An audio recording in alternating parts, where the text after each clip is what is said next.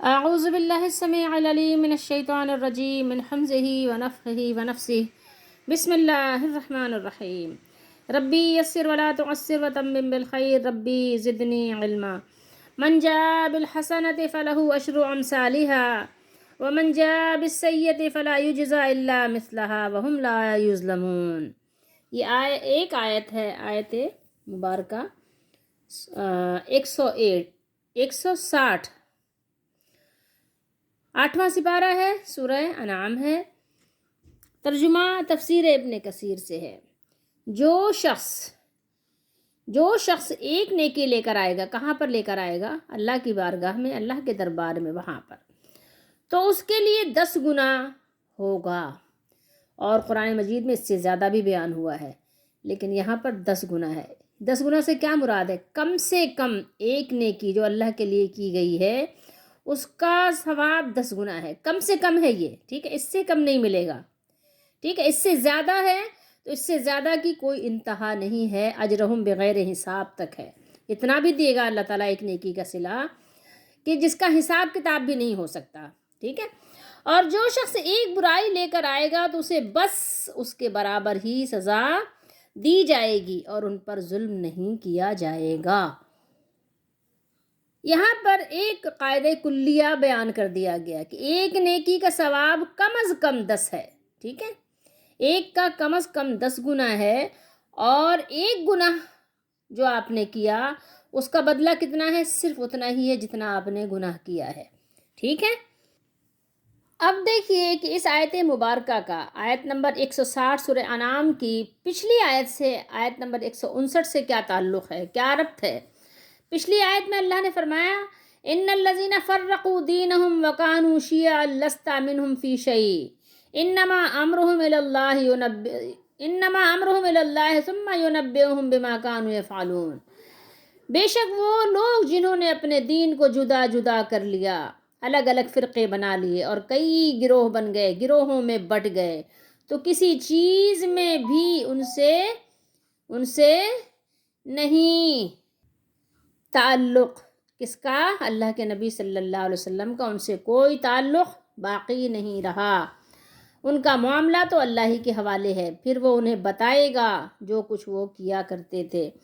تو یہ بات ہو گئی کہ جب رسول اللہ صلی اللہ تعالیٰ علیہ وآلہ وسلم تشریف لے آئے تو آپ کی آمد پر اللہ تعالیٰ نے قیامت تک ہر شخص کے لیے آپ پر ایمان لانا اور آپ کے طریقے پر چلنا لازم قرار دے دیا۔ تو اب سوچئے کہ اب جو شخص بھی اپنا کوئی جدا راستہ اختیار کر کے الگ گروہ بنائے، لازمی بات ہے گروہ کب بنے گا؟ جب وہ قرآن و سنت سے الگ ہوگا، کوئی بھی ہو وہ۔ اس کا معاملہ یہ نہیں کہ وہ کس قبیل سے تعلق رکھتا ہے یا وہ دین کے کس طریق سے تعلق رکھتا ہے، اس سے کچھ بھی اس میں دخل نہیں ہے، بلکہ اگر کسی نے بھی اپنا راستہ قرآن و سنت سے جدا کیا اور الگ ہوا تو اللہ تعالیٰ نے حکم دے دیا کہ آپ صلی اللہ علیہ وسلم اس سے بری ہیں اور آپ کا ان سے کوئی تعلق نہیں ہے۔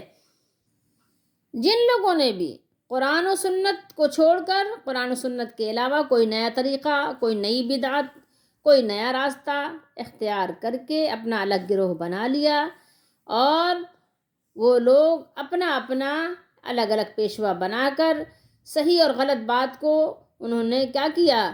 اپنے پیشوا کی ہر بات کو مان لیا، چاہے وہ غلط تھی پھر بھی اس کو انہوں نے مان لیا کیونکہ وہ ان کے فرقے سے تعلق رکھتے تھے، اور پھر اپنے پیر و مرشد یا اپنے امام کی غلط باتوں پر اڑ گئے اور اسی پر اڑ کر الگ الگ ہو گئے، اور مسلمانوں کا شخصیتوں کی بنیاد پر بنے ہوئے فرقوں کو پکڑ لیا۔ ہر ایک نے اپنا ایک الگ فرقہ بنا کر اپنے فرقے کو ڈیفینڈ کرنا شروع کر دیا، اپنے فرقے کے مولانا صاحب کو پکڑ لیا اور اپنے فرقے کو اس کو جو ہے صحیح سمجھ لیا، اس کو جنتی قرار دے دیا، اسی پر جمع ہو گئے۔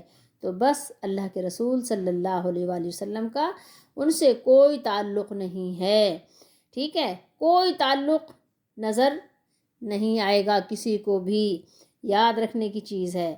تو پھر اس کے بعد کیا ہے؟ اس کے بعد اللہ تعالیٰ نے فرمایا کہ جو لوگ تمام فرقوں کو چھوڑ کر کیا کریں گے؟ ہر فرقے کو چھوڑ کر قرآن و سنت پر جمع ہو جائیں گے، قرآن و سنت کو پیش نظر رکھیں گے، اس پر عمل کریں گے۔ کس پر؟ قرآن پر، جو قیامت تک کے لیے عمل کے لیے آیا ہے، جو سنت پر چلیں گے، جو رسول اللہ صلی اللہ علیہ وآلہ وسلم ہمیں دے کر گئے ہیں، جو صحابہ کے فہم پر چلیں گے، جو صحابہ کی جماعت سے اپنا تعلق رکھیں گے، ان کے لیے اتنی بڑی بشارت یہاں اللہ نے سنائی ہے کہ وہ ایک نیکی بھر لے کر آئیں گے، ایک نیکی بھی لائیں گے تو کم از کم اس کا ثواب ان کو 10 گنا دیا جائے گا۔ وہ محروم نہیں کیے جائیں گے، بلکہ کیا کیے جائیں گے؟ بلکہ وہ مقبول ہو جائیں گے۔ اللہ تعالیٰ ڈرانے کے ساتھ بشارت کا سلسلہ بھی جاری رکھتے ہیں۔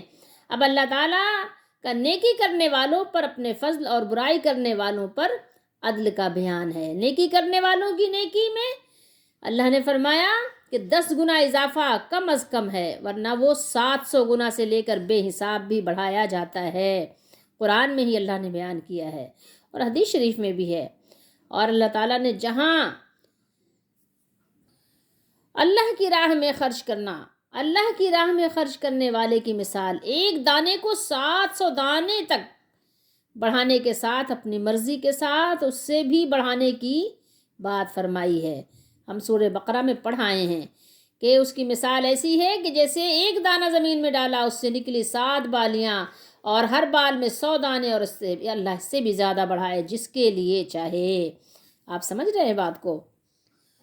اور سورہ زمر میں ارشاد فرمایا 24ویں سپارے میں، انما یوفی الصابرون اجرہم بغیر حساب، صرف صبر کرنے والوں ہی کو ان کا اجر کسی شمار کے بغیر دیا جائے گا۔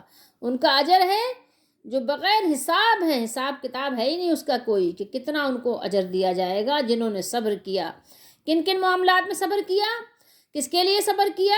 اللہ کے لیے صبر کیا، اللہ کے دین کے لیے صبر کیا، اور ان پر اللہ کا بہت بڑا فضل ہے۔ ٹھیک ہے، تو اس آیت کریمہ میں یعنی کہنا چاہیے کہ یہاں پر تفصیل نہیں ہے، ٹھیک ہے، بلکہ اجمال ہے، ٹھیک ہے، ایک جملے کے طور پر اللہ تعالیٰ نے یہاں پر بیان فرما دیا، لیکن بات پوری مکمل ہے، جو سمجھ میں آ جائے۔ ایسا نہیں ہے کہ کوئی پڑھنا چاہے، سمجھنا چاہے تو سمجھ میں نہ آئے، بات پوری سمجھ میں آ رہی ہے کہ جس نے ایک بھی نیکی کی ہے، مطلب تفصیل اس چیز کی نہیں ہے کہ کون سی نیکی ہے، کس طرح کی نیکی ہے، ٹھیک ہے، برائی کی ڈیٹیل نہیں ہے کہ کون سی برائی ہے، لیکن بات پوری واضح ہے، ٹھیک ہے، بات وضاحت کے ساتھ ہے، آپ کو یہ نہ سمجھے۔ اور اسی طریقے سے سورہ قصص میں اللہ نے فرمایا من جاء بالحسنۃ فلہ خیر منہا، جو شخص نیکی لے کر آئے گا اس کے لیے اس سے بہتر صلہ موجود ہے۔ اس آیت مبارکہ کی ڈیٹیل سمجھنے کے لیے، اس کی وضاحت کو تفصیل سے سمجھنے کے لیے حدیث شریف دیکھتے ہیں۔ یہ حدیث قدسی بخاری شریف میں حدیث نمبر ہے 6491، یہ کتاب الرقاق ہے، دل کو نرم کرنے والی باتوں کا بیان ہے۔ اس کے راوی ہیں حضرت عبداللہ بن عباس رضی اللہ تعالی عنہما۔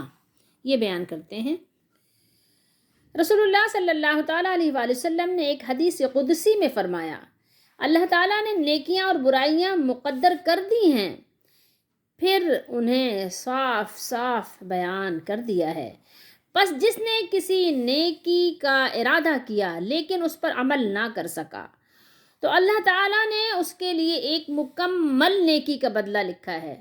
اللہ کی رحمت کا اندازہ لگا سکتے ہیں؟ کیا کیا ہے آپ نے؟ صرف ارادہ کیا ہے، اس کو انجام دینے کا وقت نہیں ملا، انجام نہیں دے سکے، پائے تکمیل تک نہیں پہنچا سکے، صرف ارادہ کیا تھا نیکی کرنے کا، تو اللہ نے اس نیکی کے ارادے کے لیے بدلے میں صرف ایک نیکی آپ کے لیے لکھ دی ہے۔ اور اگر اس نے ارادے کے بعد اس پر عمل بھی کر لیا تو اللہ تعالیٰ نے اس کے لیے اپنے یہاں 10 گنا سے 700 گنا تک نیکیاں لکھی ہیں، اور اس سے بڑھا کر، اور جس نے کسی برائی کا ارادہ کیا اور پھر اس پر عمل نہیں کیا تو اللہ تعالیٰ نے اس کے لیے اپنے دربار میں ایک نیکی لکھی ہے، اور اگر اس نے ارادے کے بعد اس پر عمل بھی کر لیا تو اپنے دربار میں اس کے لیے ایک برائی لکھی ہے۔ یہ اللہ کی رحمت، اس کا فضل ہے اپنے بندوں پر۔ یہ حدیث مسلم شریف میں بھی ہے، مسند احمد وغیرہ میں بھی ہے۔ اللہ تعالیٰ اپنے بندوں پر انتہائی مہربان ہے، اب جو شخص اللہ کی مہربانی، اس کی رحمت حاصل نہ کر سکے تو وہ سمجھ لیں کہ یقیناً اس کی پھر بدنصیبی کی کوئی انتہا نہیں ہے۔ آئیے اپنے مالک کو راضی کیجئے، ناراض نہ کیجئے۔ یہاں ایک مفسر کی ایک بڑی خوبصورت بات ہے، وہ آپ توجہ سے سنیے، سمجھنے کی کوشش کیجئے۔ نفیس بات یہ ہے کہ برائی چھوڑنے والا جو اسے نہیں کرتا 3 طرح کا ہوتا ہے۔ کبھی تو وہ اسے اللہ تعالیٰ کی خاطر چھوڑتا ہے، اس پر ایک نیکی لکھی جاتی ہے، اس کو ایک نیکی دی جاتی ہے۔ سمجھ رہے ہیں بات کو، کہ برائی سے اللہ کے لیے رک جانا ایک عمل اور نیت ہے، اللہ کے لیے رک گیا، ٹھیک ہے۔ جیسا کہ بعض صحیح احادیث میں ہے کہ اس نے اسے میری خاطر چھوڑا ہے، اللہ تعالیٰ خوش ہوتا ہے کہ بندے نے اس برائی کو میرے لیے چھوڑ دیا۔ اور کبھی کبھی ایسا بھی ہوتا ہے کہ بندہ وہ غفلت یا بھول کی وجہ سے برائی نہیں کرتا، ٹھیک ہے، کرنا چاہ رہا تھا لیکن غافل ہو گیا، بھول گیا، کر نہیں سکا برائی کو، تو پھر بھی اس پر اللہ کی رحمت اور مہربانی ایسی ہوتی ہے کہ نہ اسے گناہ ملتا ہے نہ ثواب، کیونکہ اس کی نیت نہ خیر کی ہے نہ شر کی، اور کبھی اپنی پوری کوشش کے باوجود بس نہ چلنے کی وجہ سے کر نہیں سکتا، تو یہ اس شخص کی طرح ہے جس نے وہ برائی کی ہو، یعنی کرنے کا پورا عزم کر لیا، چوری کرنے کا پورا ارادہ کر لیا، لیکن پاؤں نے ساتھ نہیں دیا، چل نہیں سکا۔ اسی طرح کسی بھی برائی کا کرنے کا پورا عزم کر لیا لیکن کسی وجہ سے وہ چل نہیں سکا، یا آنکھوں نے ساتھ نہیں دیا، آنکھیں نابینا ہو گئیں، یا ہاتھ مفلوج ہو گئے، کر نہیں سکا، تو وہ برائی کرنے والوں ہی کی طرح ہے۔ جیسا کہ بخاری و مسلم کی حدیث ہے، میں آپ کو سناؤں کہ رسول اللہ صلی اللہ تعالیٰ علیہ وآلہ وسلم نے ارشاد فرمایا کہ جب 2 مسلمان اپنی تلواریں لے کر ایک دوسرے کے مقابلے میں آئیں، مطلب ایک مسلمان دوسرے مسلمان کو قتل کرنا چاہ رہا ہے، اب ظاہر ہے دونوں میں سے ایک ہی قتل کر پائے گا نا، ارادہ دونوں کا ہے کہ میں اس کو مار دوں، میں اس کو مار دوں، تو آپ صلی اللہ علیہ وسلم نے فرمایا کہ قاتل اور مقتول دونوں آگ میں ہوں گے۔ ظاہر ایک ہی مار پائے گا نا، ایک نے دوسرے کو مار دیا، ایک زندہ بچ گیا، لیکن جو زندہ بچ گیا وہ بھی آگ میں ہے، جو مارا گیا وہ بھی آگ میں ہے۔ لوگوں نے پوچھا، سوال کیا، یا رسول اللہ صلی اللہ علیہ وسلم یہ تو قاتل ہے کہ ظاہر قتل ہوا ہے، اور ایک مقتول ہے، قتل کرنے والا ہے، ٹھیک ہے، ایک قتل کرنے والا قاتل ہے اور ایک مقتول ہے جو قتل کر دیا گیا ہے، تو کیا معاملہ ہے کہ مقتول بیچارہ جو قتل ہو گیا وہ بھی جہنم میں چلا گیا؟ فرمایا وہ بھی اپنے ساتھی کے قتل کے خواہش رکھتا تھا نا، اس کی بھی پوری کوشش تھی کہ قتل کر دے لیکن موقع نہیں مل پایا، کر نہیں پایا نا، تو اس لیے دونوں جہنم میں ہیں۔ تو اس کی برائی کا جو بدلہ اس کو ملنا چاہیے تھا، مطلب برائی کا پورا عزم تو تھا، ہمہ تو تھا، لیکن کیا تھا، کر نہیں سکا، تو اس لیے پھر وہ بھی جہنم میں چلا گیا۔ لیکن برائی کا بدلہ ایک ہی ہے، یہ نہیں سمجھیے گا کہ برائی کا بدلہ ایک سے زیادہ ہے، جتنی برائی ہے جو اللہ تعالیٰ نے اپنا ایک اٹل فیصلہ رکھا ہے اس کے مطابق ہی ہے۔ اسی طریقے سے حدیث شریف میں ہے، رسول اللہ صلی اللہ تعالیٰ علیہ وآلہ وسلم نے ارشاد فرمایا کہ جو شخص ہر ماہ 3 روزے رکھ لے تو اس نے گویا زمانے بھر کے روزے رکھے، ٹھیک ہے، زمانے بھر اس نے روزے رکھ لیے۔ من صام ثلاثة ایام من صام ثلاثة ایام من کل شہر فقد صام الدہر کلہ۔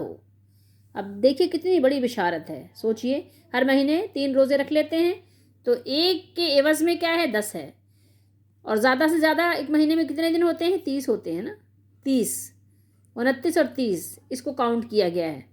جو ہمارے ہاں جو انگلش مہینے ہیں جس میں 31 ہوتے ہیں اس کو کاؤنٹ نہیں کیا گیا، تو 3 روزے کتنے ہو گئے، ایک کا کم از کم 10، 3 کا کم از کم کتنا ہوا، 30، ہر مہینے آپ نے 3 رکھے تو کتنے ہو گئے، کتنے روزے ہو گئے، 12 کو 3 سے ضرب دیں، جواب کیا آیا، 36، 36 جواب آئے، کتنے دن ہوتے ہیں، کم از کم کتنے دن ہوتے ہیں، ہوتے ہیں 355، اور زیادہ سے زیادہ 360 دن آپ لگا لیں، ٹھیک ہے، 360 دن اگر آپ نے لگا لیے تو جواب سیدھا آ گیا، تو آپ کو پوری زندگی جس نے عادت بنا لی اس کو روزے رکھنے کا ثواب ملے گا۔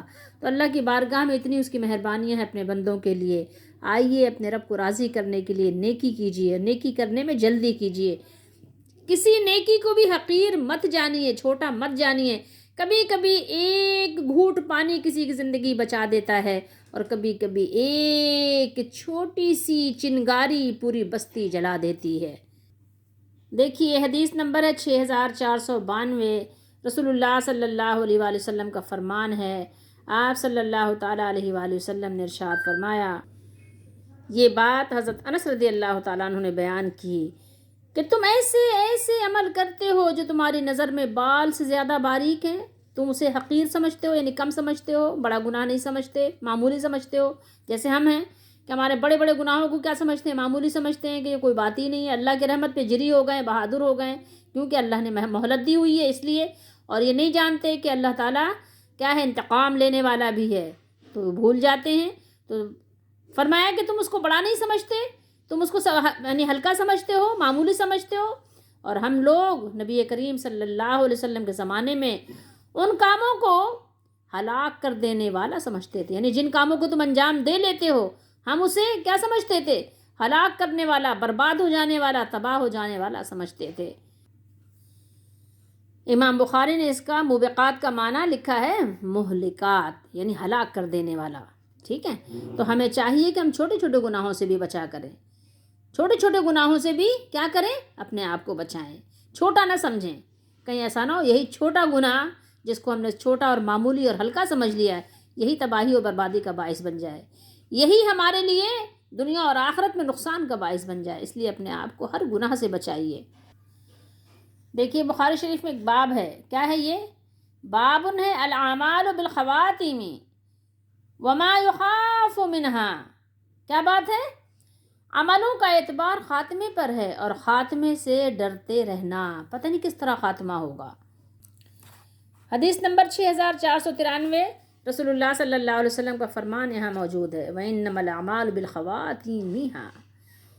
اعمال کا دار و مدار کس پر ہے؟ خاتمے پر ہے۔ آپ کو پتہ ہی نہیں آپ کا خاتمہ کیسے ہونے والا ہے، تو آپ کے اور ہمارے اعمال کا دار و مدار کس پر ہے؟ خاتمے پر ہے۔